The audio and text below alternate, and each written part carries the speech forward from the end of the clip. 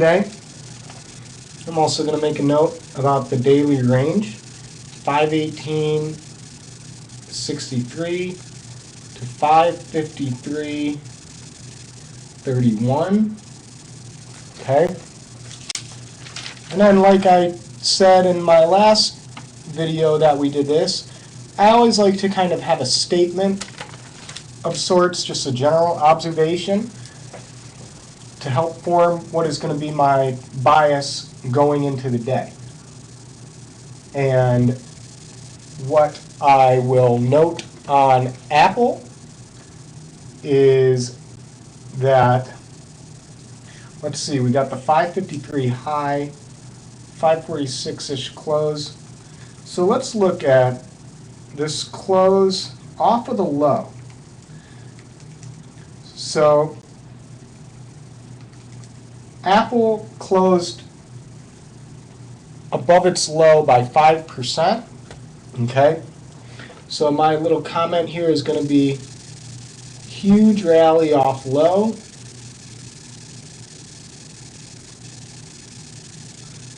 .4%, but still closed below the 550.17 midpoint.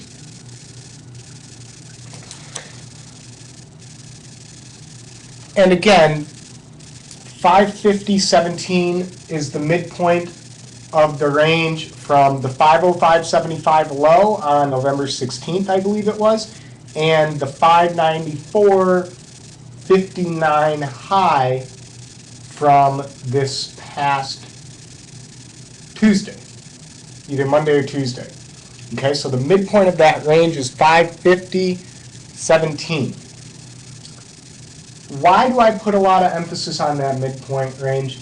Well, some of you might recall that it was the 612.50 midpoint I used from the 520 May low to the 705 September high.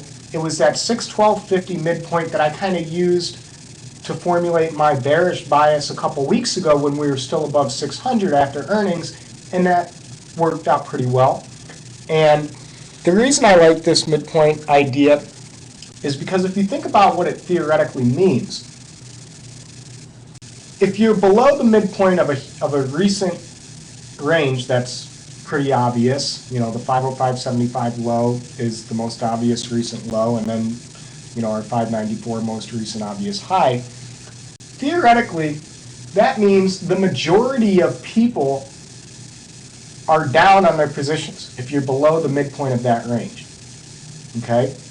Whereas if you're above it, now the majority of people theoretically are sitting on profits, okay? So, no, all you should see is level 2 boxes because I haven't brought anything else up yet. So I'm using this 550.17 midpoint. I put a lot of emphasis on that.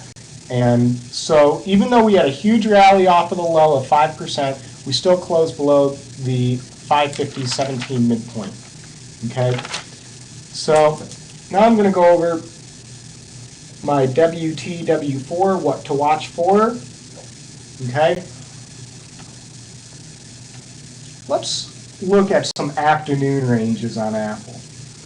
All this stuff that happened in the morning, that's all well and good, but there's not a lot of definition there. Okay, so yes, we have a great uptrend, but I need to be able to define my levels of support and resistance, and you really can't do that here because it was just straight up. So I'm going to focus on this move off of the high. And what I see pretty clearly defined with the exception of this brief move here towards 550 around 1400, 2 o'clock, we've got a pretty obvious channel here in the afternoon. Okay? That afternoon channel is 541-ish on the low and 549-ish on the high. So, what to watch for? My first point, afternoon channel 541-ish, 549-ish.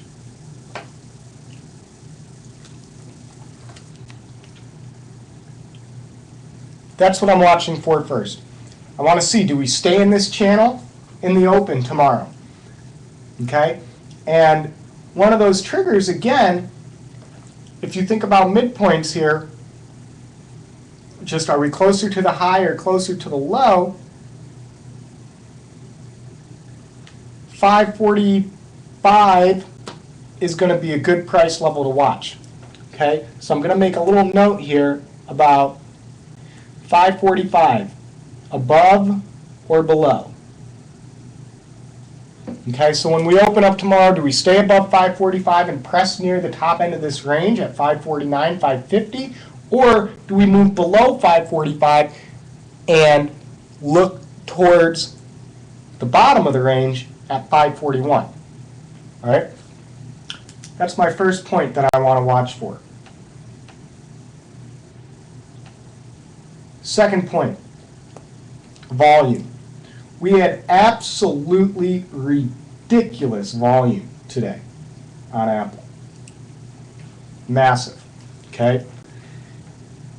So that 15-minute volume is going to be tricky because it's not realistic of us to expect a similar volume day tomorrow. So what I'm going to do is I want to look back at the last day we had tremendous volume like this, and it was the 16th right here. Okay? Traded 45 million shares that day. And what am I going to focus on about this? I'm going to focus on the next day, because the next day saw great price action with even lower volume. And that day it traded 30 million shares. Okay? So, therefore, I want to see a volume pace tomorrow on the daily chart setting up to trade 30 million shares. Okay? So what to watch for? Second point, daily volume pace greater than or equal to 30 million. Although, you know what, I might be a little mistaken here, because on that day we traded 45 million shares, and then the next day was 29 million, so that was 16 million shares less. Today we only traded 42 million shares. So then that next day, what would be 27 million shares are we looking for? So yeah, I'm going to adjust that a little bit. Daily volume pace greater than or equal to 27 to 28 million. Okay? Do you guys understand why I'm changing that? It's because we had 3 million shares less today as compared to the 16th one, which was the other most volatile day. So, and then the day that followed that traded 16 million shares, so I'm just kind of applying the same type of metric here. However, I should note that the day prior to this drop did not see nearly the same amount of volume as we saw yesterday. Okay? So at any rate, 27, 28 million shares on the daily.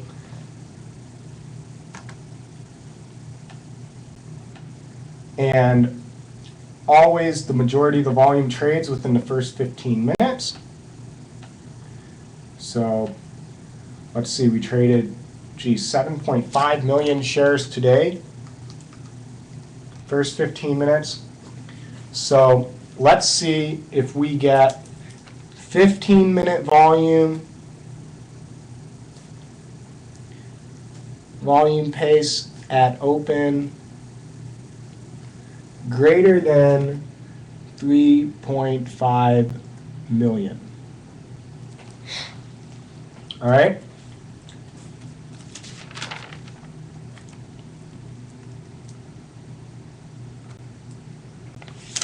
Let's look at our intraday volume pace a little bit, that 1045 volume pace. So today, just massive. I mean, 2.4 million shares, 2 million, 1 million, 1 million, 1 million, 1.3. So I'm kind of just going to cut that in half a little bit. So yesterday, on the 15-minute, around 1045, I was looking for an 800,000 share volume pace. So that seems to fit the bill for me going into tomorrow as well. I don't think it's realistic that Apple's going to be trading 2 million shares again. Why am I choosing 3.5 million shares? Simply because that's pretty much half of this 7.5 million. I don't expect it to trade that as much as it did today, but I still expect it to trade a good amount of volume. So, just to keep things on pace. Remember, these aren't requirements necessarily. It's more criteria, okay? As I work through this, you'll see that I'm coming to a certain bias, okay? I preach that you should always have multiple expectations and adjust your bias accordingly. The criteria I'm going over now will be for the bias that I'd like to use in a perfect world, all right? That doesn't mean I'm not going to have a certain type of bias. That just means I have this set of criteria where then if this criteria isn't met, now I know that I have to adjust my bias based on what I'm looking for. Okay? So 15-minute vol pace at that 10:45 to 12 p.m. stretch, which again today was a really good stretch to trade, I believe. Yeah, we went from 544 up to 553. So you got a nice 10-point move there over that hour. And then you went back down to 544 over the next half hour. So that's why I kind of hone in on this 10:45 to 12 o'clock volume stretch. And what KD just said in chat, the 19th, that day after the first huge volume day, it had 4 million shares first 15 minutes. And remember, we're cutting off a little bit off of the top because we're not expecting it to trade as much volume as it did on the 19th. So 3.5, continues to sound good to me. So 15-minute volume pace, 10:45 towards 12 o'clock. I want to see if we're greater than 800K. Okay.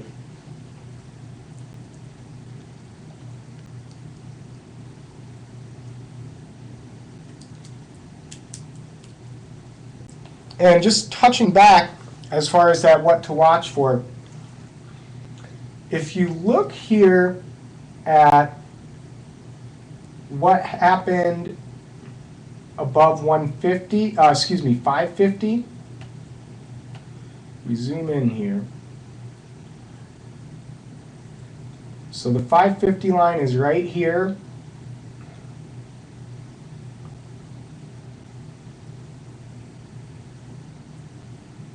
So we passed 550 at 11:42, and then we traded above it until 12:06. So about a 25-minute stretch, okay? That we were above 550 this morning into the early part of the afternoon.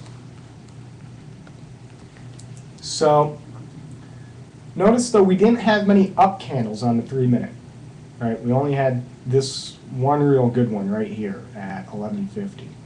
Okay.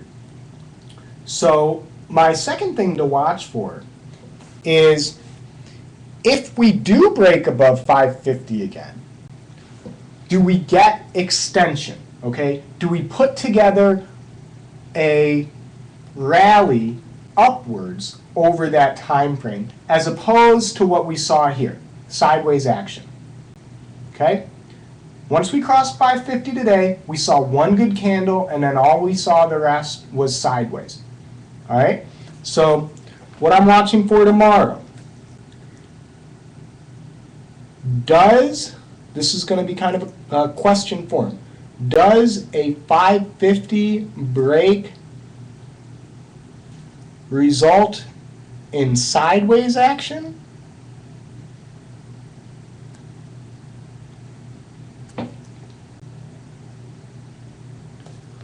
Or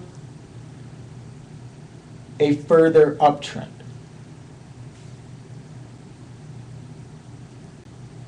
Okay?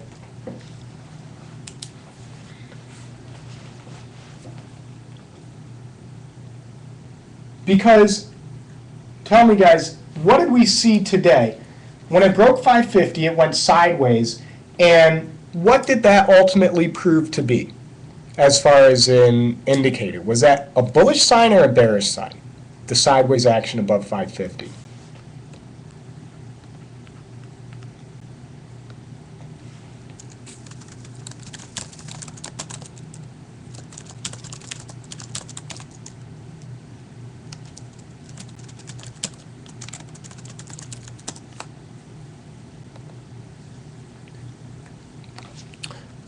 Yeah, it was bearish.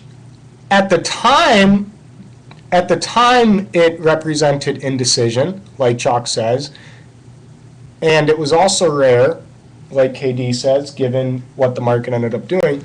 But today we have the benefit of foresight, okay?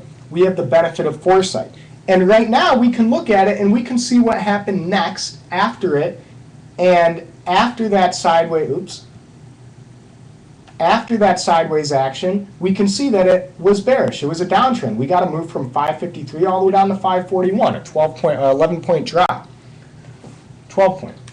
So we can use that hindsight from today to help us for tomorrow, right? You guys see what I'm saying here? So in other words, what I would say, or what might I say, if I see sideways action above 550 tomorrow? Right. I would have a bearish bias. I would approach that as maybe an opportunity to go short, and I'd use the top end of that range as my stop loss. So if, for instance, if you saw this sideways action right here and decided to get short, you could kind of use this 552.50 level as your stop loss. So that could be a good level to watch tomorrow. Okay? But I just want you guys to understand that people say, oh, hindsight's 20/20. That's true. It is 20/20. But that doesn't mean it can't help you make better decisions in the future. Look back, what did Apple do when it did a certain thing today? Okay, what did it do after that? Now, if we see that same thing tomorrow, what are we going to bet on? We're going to bet on the same outcome. And we're going to bet on that outcome until we're proven that that was the wrong decision. As short-term traders, we always focus on what was the most short-term reaction most recently. And to me, that is sideways action was bearish. That's what I see. Sideways action above 550 was bearish. So until that changes, that's my approach going into tomorrow. And that's why what to watch for, I have, does a 550 break result in sideways action or a further uptrend? So those are really the main things I'm watching. So I've got five points here. Number one, the afternoon channel, 541 to 549-ish. Do we stay above or below 545? Press towards the bottom, press towards the top. That's what I'm watching first. Daily volume pace. Are we on pace to do more than 27, 28 million shares? Okay. 15-minute volume pace at the open. Do we see more than 3.4 or 3.5 million shares trade? 15-minute volume pace between 10:45 and 12. Do we have more than 800,000 shares trading? Lastly, does a 550 break result in sideways action or a further uptrend? All right, so I've got that. And now it's on to L2W, levels to watch.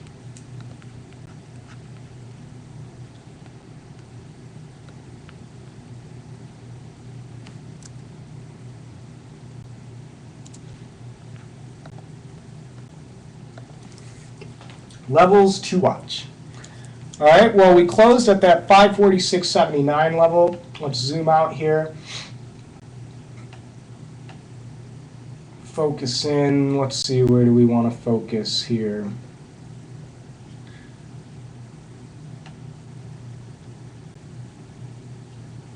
Let's zoom in again and see what we find going on. Well, the power hour high, 548.40. That looks like a good place to start. Okay.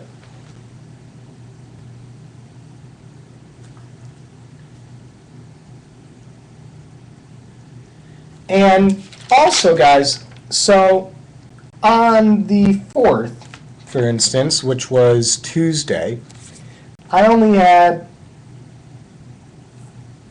5 resistance and supports that I kind of wrote down. Yesterday I had 8. Today I'm probably going to have 8 or so. Why am I going to have a lot more price levels noted on a day like today as opposed to a day like Tuesday? All time zones I'm referring to are Eastern.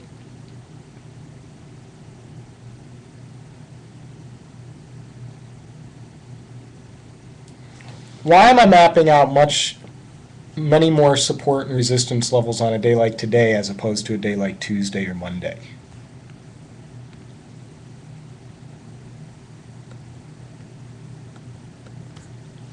Not necessarily. Exactly what Opticon said. More volatility results in a wider range. Okay? So therefore, we got to make note of more price levels. We traded in more prices, so therefore we have to respect each of them. Do not let wide ranges keep you from mapping out lots of support and resistance levels. Don't be lazy, guys. If you only chart out 4, 5, 6 support levels a day, and then you have a day like today in Apple, don't say, all right, I'm still only going to focus on 4 or 5 support levels. There's just going to be more of a price range in between each one. That's called being lazy. All right, and it's not going to help you out. So this 548.40, that was my afternoon power hour high. My outright afternoon high looked to be 550. Let's see if that's what we got on the 15-minute.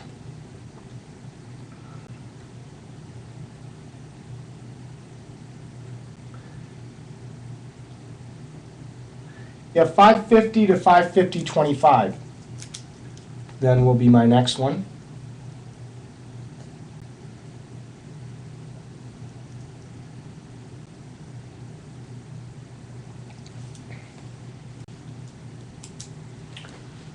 Okay, and here's where you have an opportunity to get lazy. On the 15-minute chart, we see that the next candle goes up to 553.25. So that means I could just choose that one, but I'd rather go to the 3-minute and study more what went on here above 550 and kind of see where my points were. Real struggle. I see, 550.75, 550.90 really held it in check. Couldn't stay above 551. What's the high here? 551.26. Your high here is 551.50, 551. Your low here is 550.70.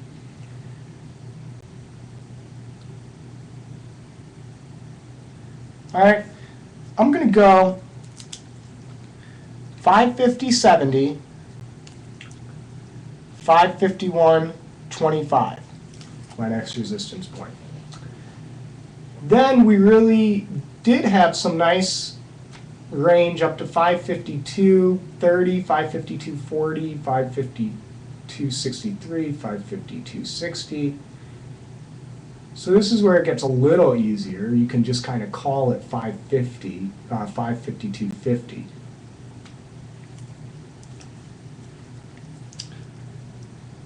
Really, to me, this 552.50 to today's high of day at 553.31 is a resistance zone of sorts. All right, and then above today's high, yesterday's afternoon high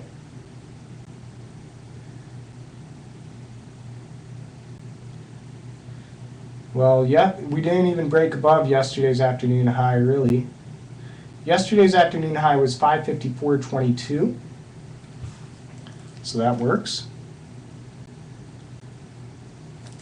Another resistance point.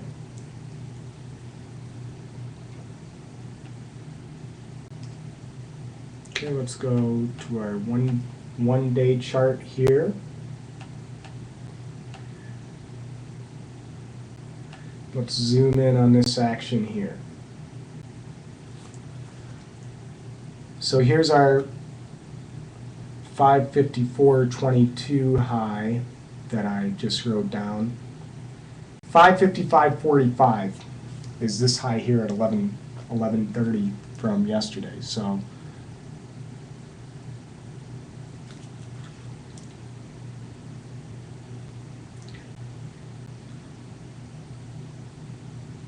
notice these lows, 555.70, 555.86. Notice how that 555-ish was trying to hold here, but it kind of gave way. So I'm going to go ahead and say 555.45 to 555.80-ish. Okay, previous support, I now expect resistance. That's what that's all about. Then that's where the ranges start getting a little wider. Okay, and we can have, 2-point moves after resistance breaks.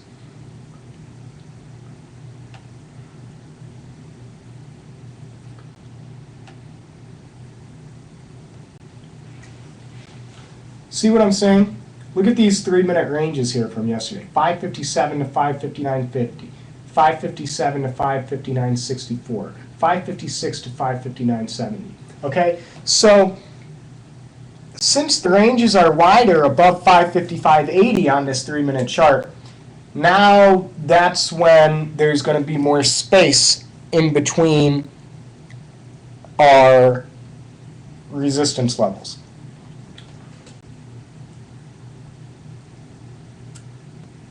Okay.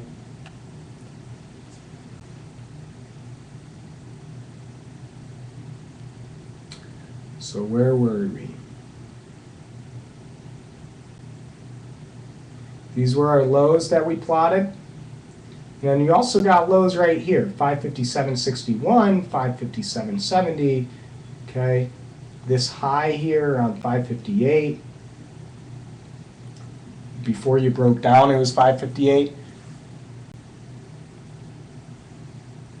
So I'm going to go with 557.50 to 558. Okay.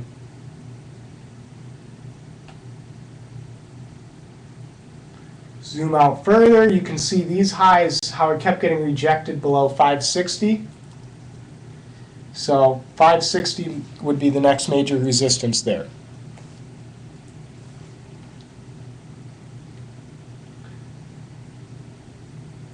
And you look at this candle right here, this is a wide range on the breakdown.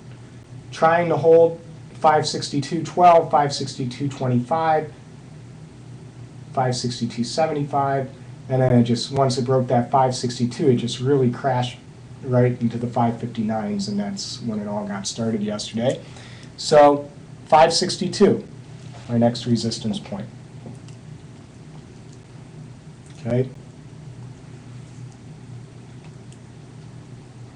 Above 562,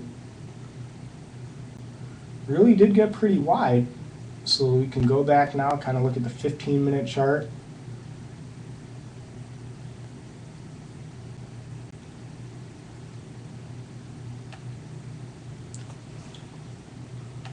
Zoom out. So this is the opening action yesterday.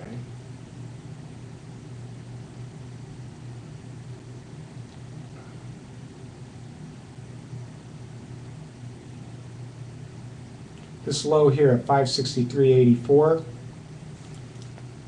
previous support, become new resistance. So I put my next resistance point at 563.80 to 564. And then I'm going to go with these highs here at 565, 565.75.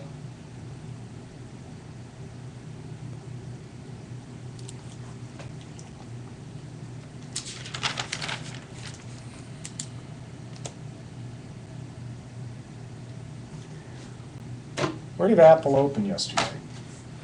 Let's go back in my notes here.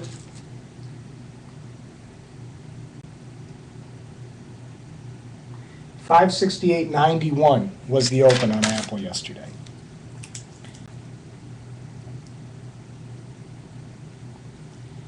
So 568.91 to 570 resistance. And then, since we gapped down so much, I'm going to have resistance at the 12.4 low, which was 572.13.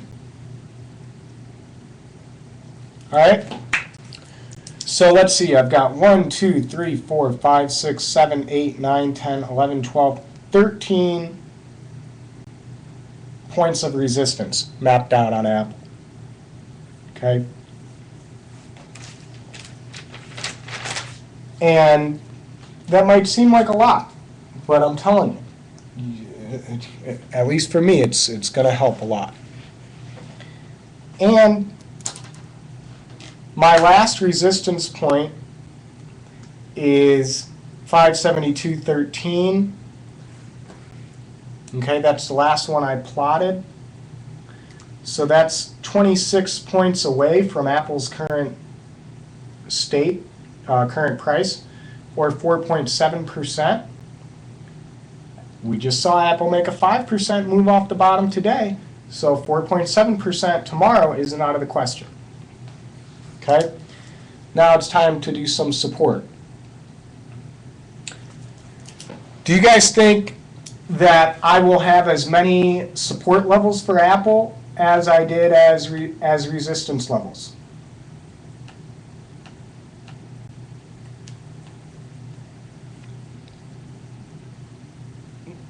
No, I don't think I will either. And why is that?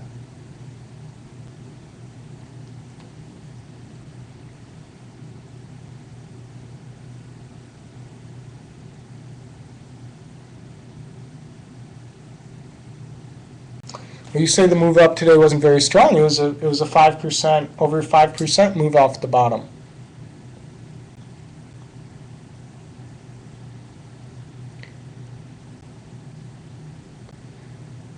Most simply to me, the reason I won't have as much support as resistance is because we are closer to the low, the key low, than we are to the key high.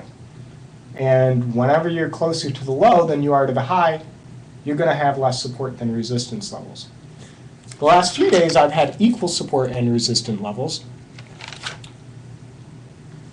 And that's because we were kind of just in between.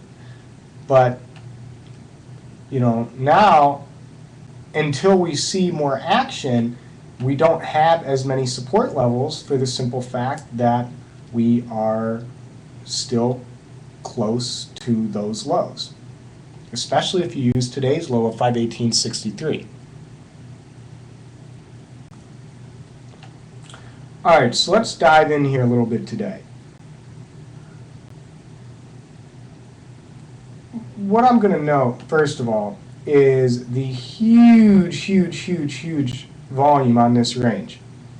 518.69 to 533, mega volume on the 15-minute chart. Okay?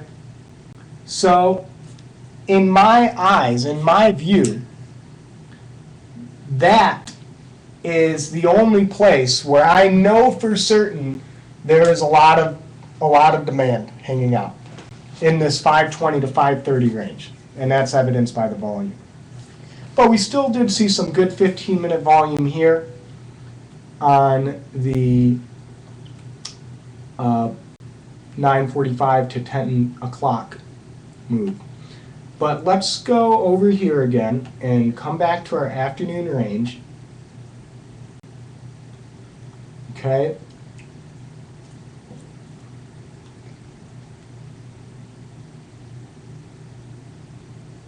These lows 546.46, 546.60. They're also around the power hour highs previously to breaking them, 546.05, 546.69, 545.93, etc. So my first support level is going to be 546. There's some congestion there, okay? But below 546, it kind of opens up, and that is when 545, again, the midpoint of our afternoon range, is going to be my focus, okay? Below 545, though, and here you go. You've got this key low here at 542.05.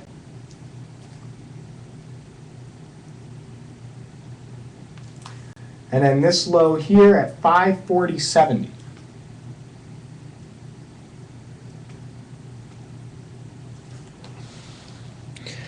Below 540.70, I'm going to highlight this too, because below 540.70, and it could be lookout. Could be lookout time if we fall below this afternoon low here. Definitely going to move into the 530s if that happens. All right. Our only other sideways action below 540 where we can map out some support and resistance is right here from about 9:54 through 10:30-ish. So I'm going to zoom in on this action right here, and this is going to help me with my next support levels that I want to watch. Oops.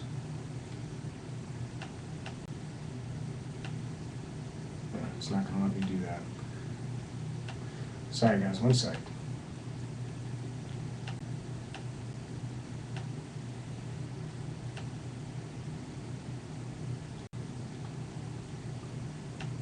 Okay. Again, nice little channel here, right? Everybody hopefully can see this. See why I'm picking this area. So 536 on the low and 539.26-ish on the high. Had a high 539.45, 539.30, 539, 539.26. So my next area of support would be 539 to 539.30-ish.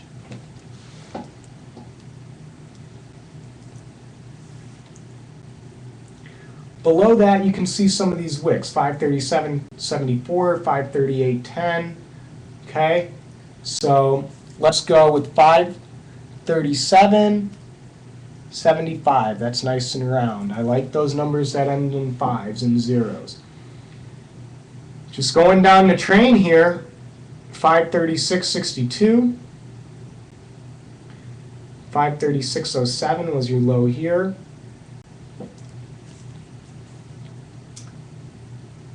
I mean, if that 537.75 level breaks, then 536 looks good to me.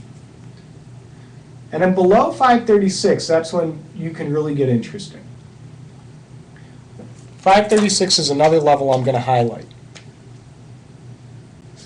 Why is 536 such an important level for me going into tomorrow?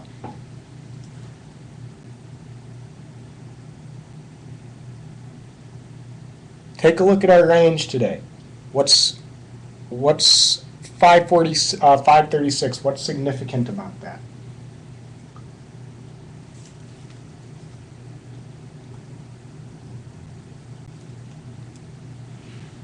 Any guesses?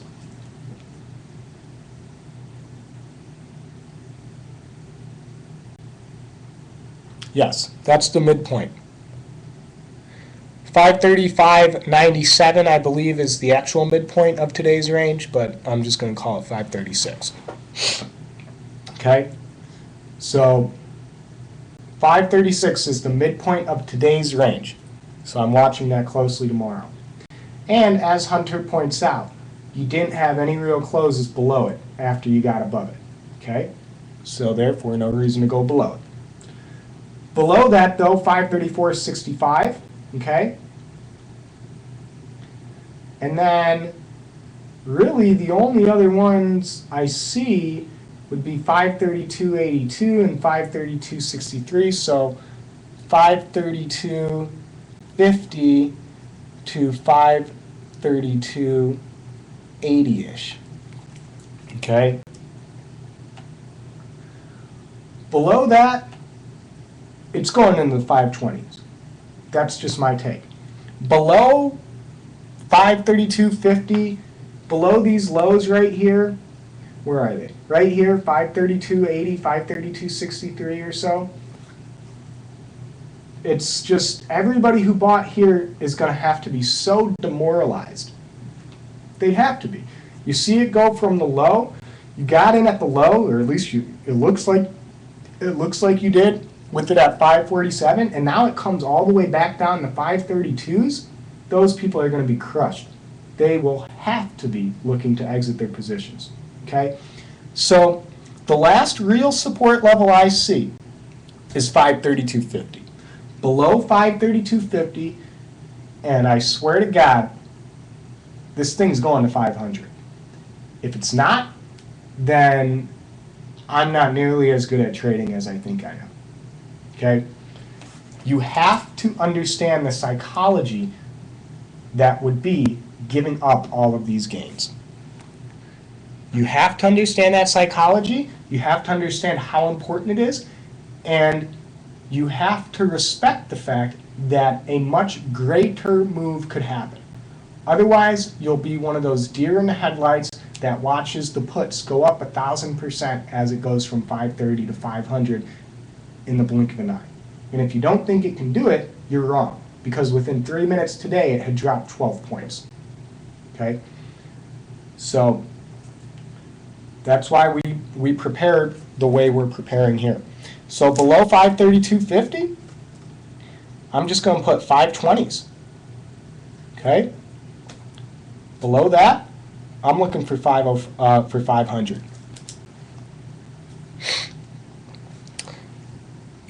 Yeah, technically, KD, there is quote-unquote price point support at that price of the open, but again, my point is that where did the most volume trade today, guys? Where did we see the most amount of volume?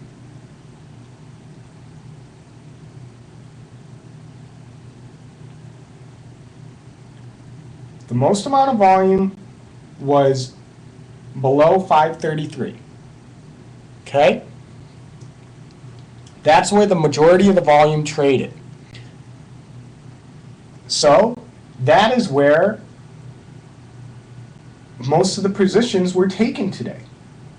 That's also where most of the positions were exited. So you've got a couple things going on that you have to understand from a psychological perspective. If you get too close to that, if you get too close to where all that volume traded, what does it do? Well, everybody who initiated a position there, tonight they're thinking, oh yeah, I got bottom. What are they going to be thinking though tomorrow if it comes back down to 530?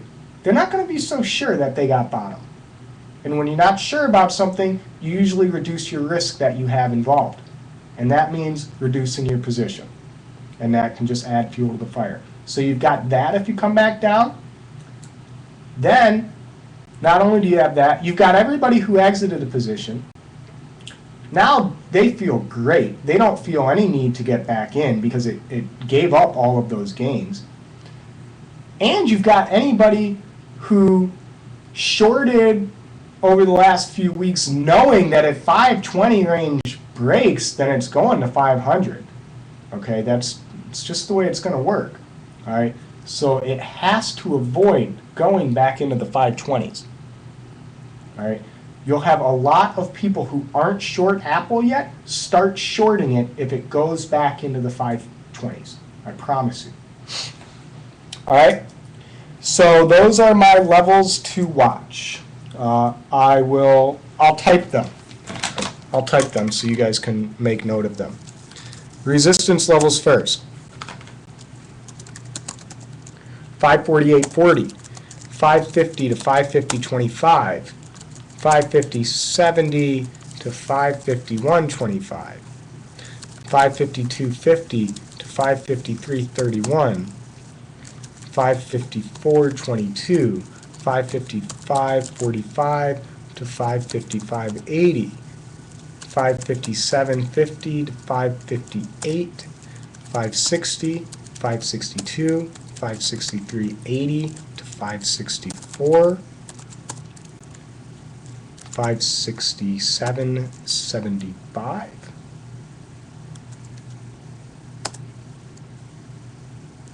568.91 to 570, 572.13. Support levels, 546, 545, midpoint of afternoon range, or just about, 542.05. That seems like too wide of a range in between 545 and 542. I'm being lazy.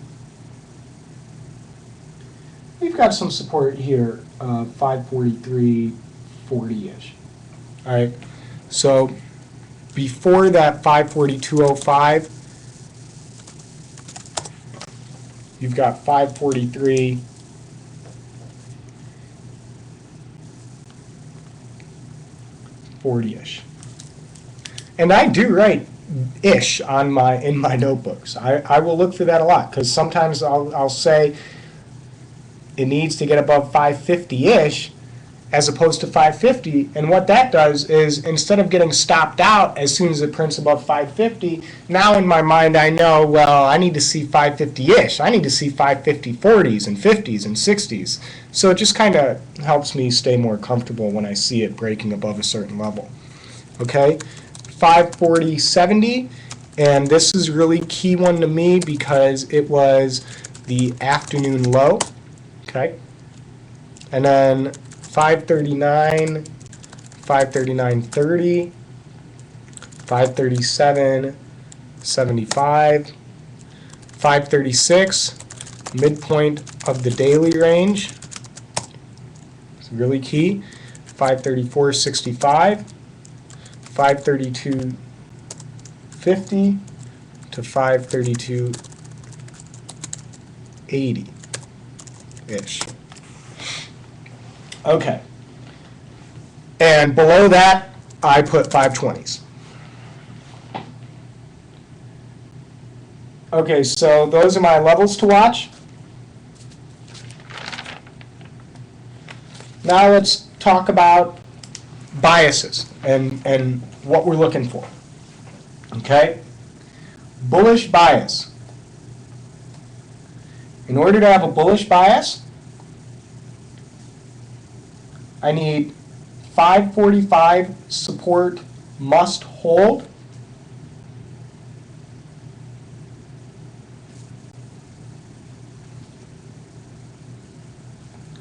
$545 support must hold. Okay. That's number one. 550 break and push. Remember we talked about earlier, we saw when it got above 550 yesterday, all it did was go sideways, and that resulted in a downtrend coming afterwards. Okay, So therefore, I want to see break and push. I want to see 550 to 551 to 552 to 553, all within 5 minutes of each other. I want to see a further move, okay? And I'll write that too. 550 break and push to 554, because that would be above today's high. It's very important to me that it breaks high of day if it's going to break 550 within 5 to 10 minutes.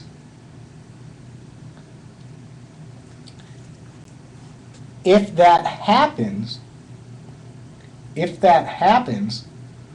my target's going to be 560. Okay? Bearish. In order to be really bearish, need to break 540.70.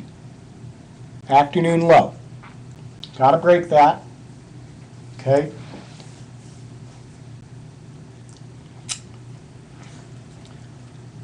Or, excuse me, not or, and extend. Extend to 536 test. Why? I told you why midpoints are extremely important to me. If it breaks 540.70, I want to see it rush towards that midpoint. Okay? I want to see it test that midpoint. If it breaks 540.70, but then isn't able to push down towards 536, there's too much support above the midpoint. I'd look to exit that position. Okay? My target here, if that 536 breaks, it's going to be 520s.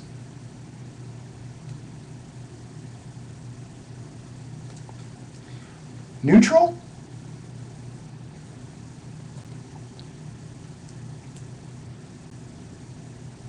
is if we stay above if we stay within our afternoon range.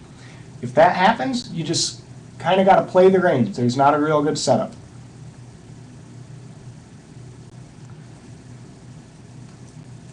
So that range was 540.70 to 549-ish.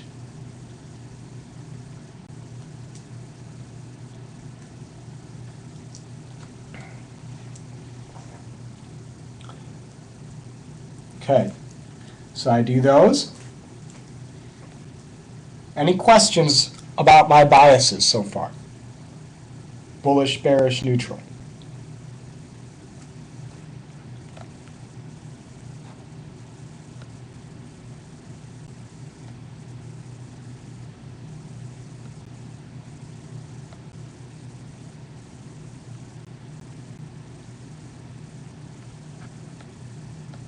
Okay, no questions? Now, this is all well and good. I'll tell you where everybody gets fucked. The stock gaps up or the stock gaps down. I can't tell you how many times when I first started doing this, I would prepare, I thought I did such a good job, and then all of a sudden the stock's gapping down and that was the one thing I didn't prepare for. Or the stock's gapping up, and that was the other thing I didn't prepare for. So not only do you have to have these biases just based on, the stock opening at the price at which it closed at and then selling off further or whatnot, you have to have biases for if it's going to gap down or gap up. Okay? So gap down. First thing I want to see,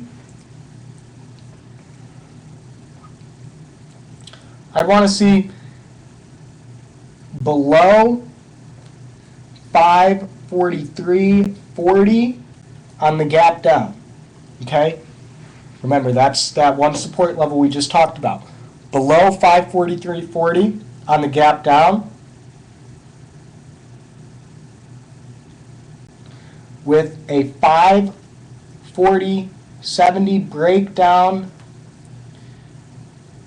within 5 minutes of open. Target 520s if that's what we get.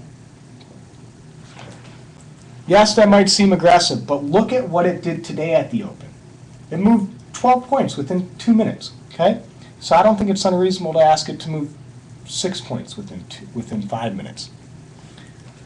Gap up.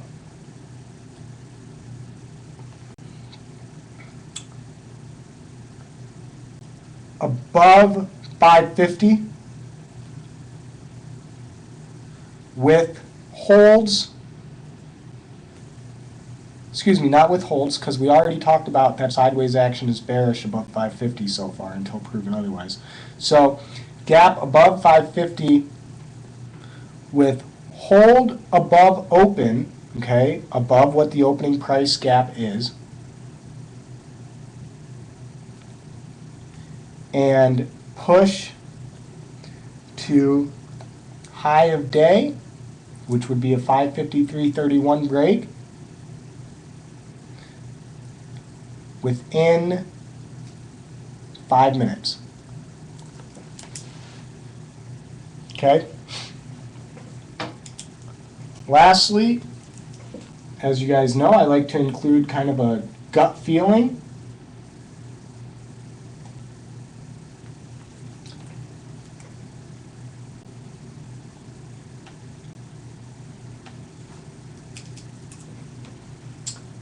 Well, traded a lot of volume these last 2 days, and the price is still below 550.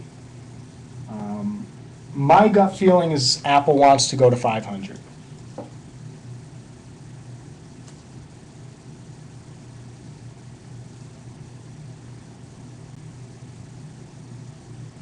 It's just what my gut's telling me overall.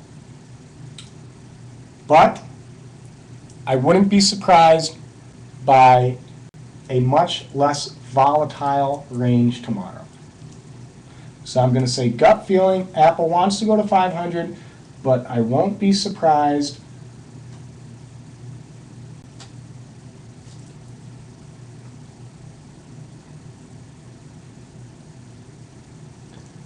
if daily range is tight. Why? Well, look at this huge move. Huge 2-day move right here. Really, it's been a big 3-day move, okay? And if you look back, you had a big 3-day move here. 15th, 16th, and 19th, and then that next day was kind of a tighter range. And you had some really tight ranges after that. So remember, periods of low volatility are often followed by periods of high volatility, like we saw that followed these tight ranges, and periods of high volatility are usually followed by periods of low volatility, like we saw after this big move up. All right, so questions.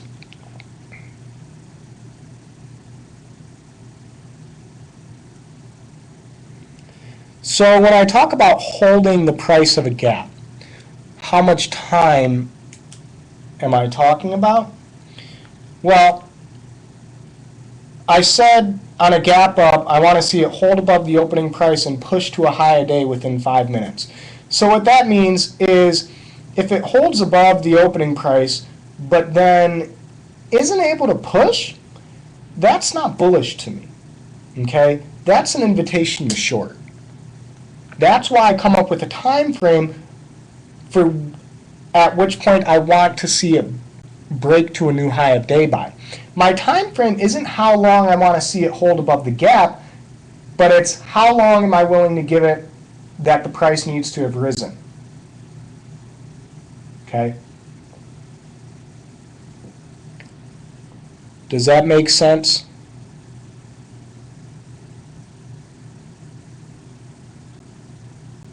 Yes, I play gaps. I always play gaps if they fit within my game plan, which, of what I'm kind of looking for, right? I mean, if we get a gap down tomorrow below 540, you know, I'll watch for a hold below 540 with a test of that 536 within 5 minutes. And that's going to kind of signal to me that we're due for some real good volatility. All right. Let's see, anything else I'm missing?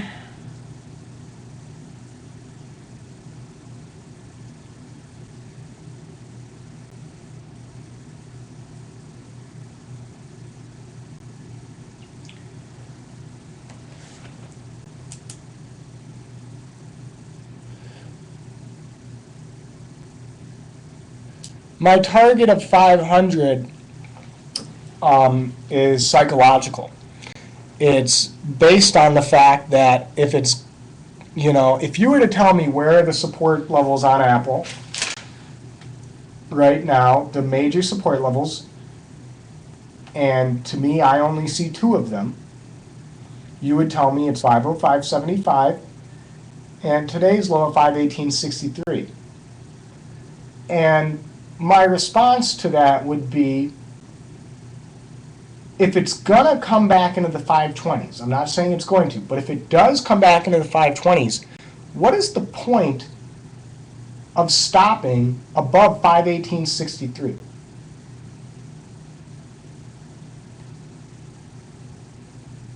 You see what I'm saying here? From both a bullish and a bearish perspective, what is the point of stopping, of finding support above 518.63 if it's going to come back so close to it into the 520s? You'd have anybody who is bullish thinking that they didn't buy at the bottom, so they'd be sellers. You'd have anybody who is bearish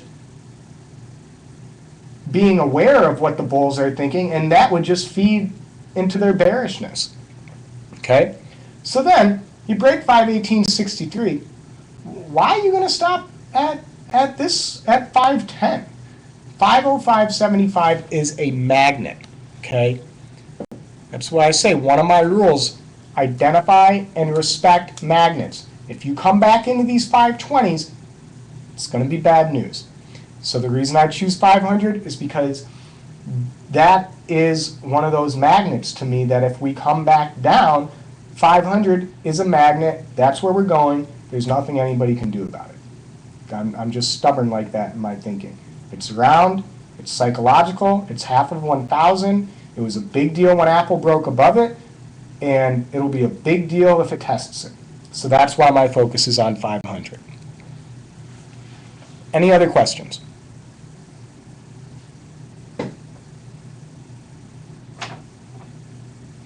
What do I want to see from SPY?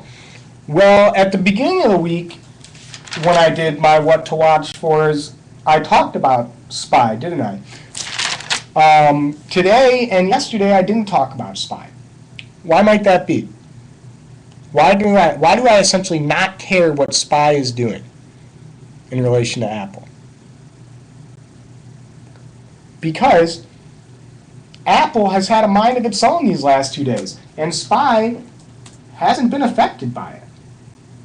In 2 days, Apple has fallen from 575 to 547. Over those same 2 days, SPY has gone from 141.24, 141.25 to 141.90. So there's no real correlation going on right now.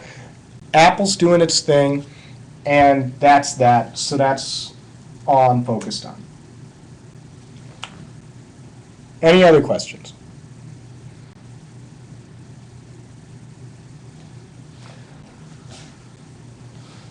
Any other questions related to what we've covered?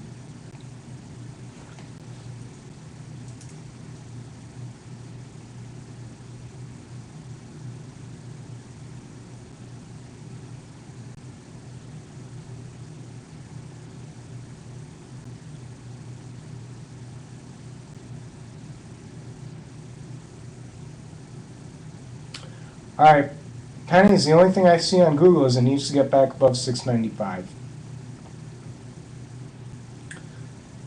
Break and hold 695, and you're good to go to test this 705.89 high. Yeah, Apple, what I said my gut feeling is that the daily chart looks like it wants to go to 500, but I won't be surprised to see a tight range tomorrow, or a less volatile day. That's kind of my gut feeling for tomorrow.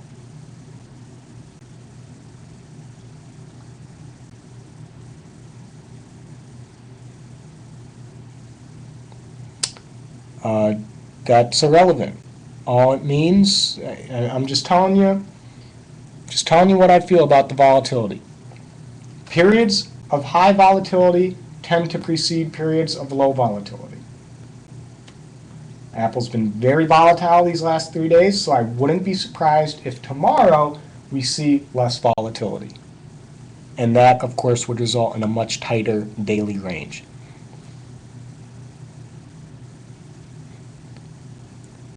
I said if Google breaks and holds 695, I could see it testing 705.89.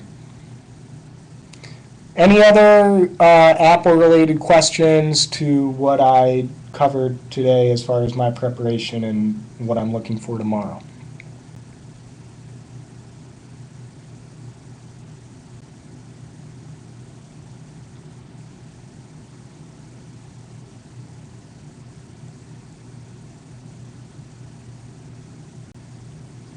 All right, guys, that's the wrap. Just a reminder, I also sent out an email today highlighting some of the penny stocks we're watching, and Apple and Lululemon, which I really like this candle today on Lululemon with the volume. So you can check those out. All right, guys, have a good night.